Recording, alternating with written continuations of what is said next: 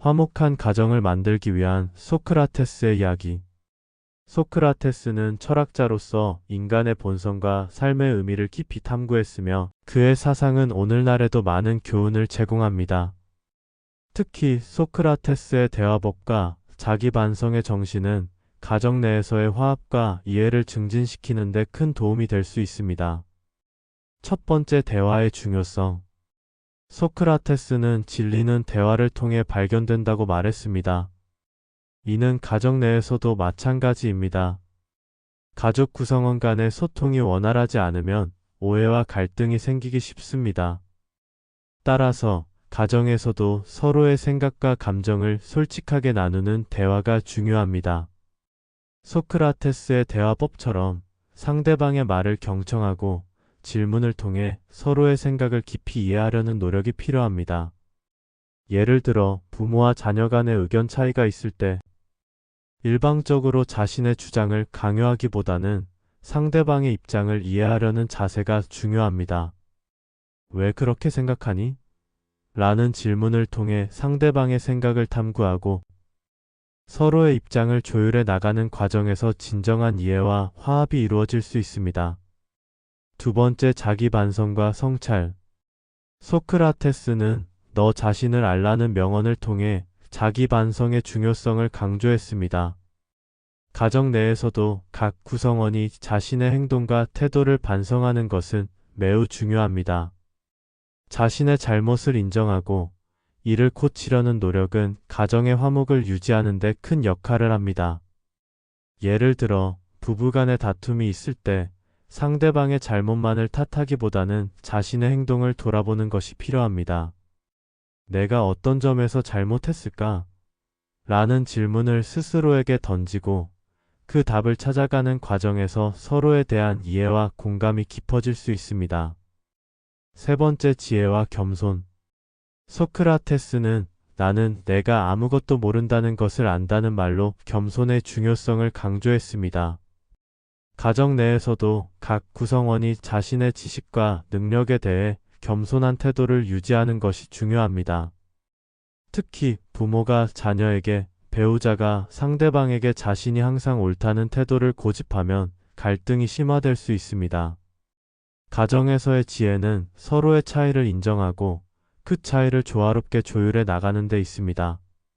나는 항상 옳다는 생각을 버리고 상대방의 의견을 존중하며 함께 더 나은 해결책을 모색하는 태도가 필요합니다.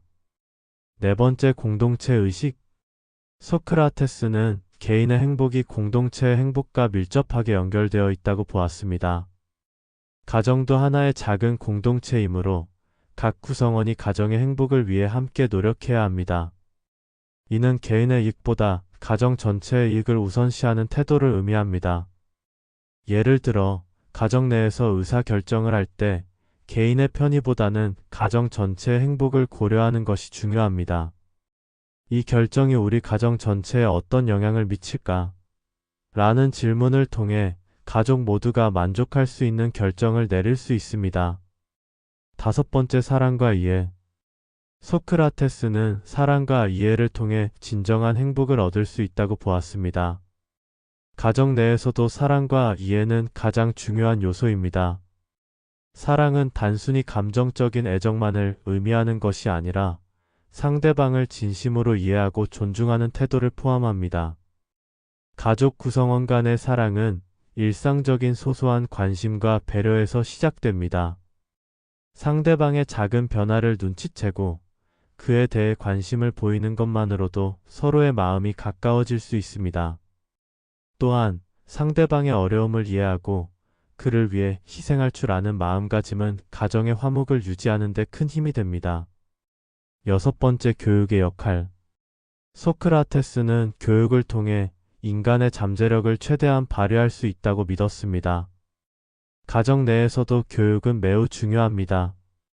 여기서 말하는 교육은 단순히 학문적인 지식을 전달하는 것뿐만 아니라 가족 구성원 간의 올바른 가치관과 태도를 형성하는 것을 포함합니다. 부모는 자녀에게 단순히 지식을 전달하는 것뿐만 아니라 올바른 가치관과 삶의 태도를 가르치는 역할을 해야 합니다. 이를 통해 자녀는 가정 내에서뿐만 아니라 사회에서도 바르게 성장할 수 있습니다. 또한 부부간에도 서로를 교육하고 배우는 과정이 필요합니다. 상대방의 장점을 배우고 자신의 부족한 점을 채워나가는 과정에서 가정의 화목이 더욱 굳건해질 수 있습니다. 일곱 번째, 갈등의 해결. 소크라테스는 갈등을 해결하는 데 있어서도 대화와 이해를 강조했습니다. 가정 내에서 갈등이 발생했을 때 이를 해결하는 가장 좋은 방법은 대화를 통해 서로의 입장을 이해하고 합의점을 찾는 것입니다. 갈등을 무시하거나 피하는 것은 오히려 문제를 더욱 악화시킬 수 있습니다. 갈등이 발생했을 때 왜 이런 일이 발생했을까? 라는 질문을 통해 문제의 근본 원인을 찾아내고 이를 해결하기 위한 방법을 함께 모색하는 것이 중요합니다. 이를 통해 가족 구성원 간의 신뢰가 더욱 강화되고 가정의 화목이 유지될 수 있습니다. 소크라테스의 명언과 사상을 통해 화목한 가정을 이루는 방법을 살펴보았습니다. 대화, 자기 반성, 지혜, 공동체 의식, 사랑, 교육, 그리고 갈등 해결은 모두 가정의 화목을 유지하는 데 중요한 요소들입니다. 이러한 원칙들을 일상생활에 적용함으로써 우리는 더욱 행복하고 화목한 가정을 만들어 나갈 수 있습니다.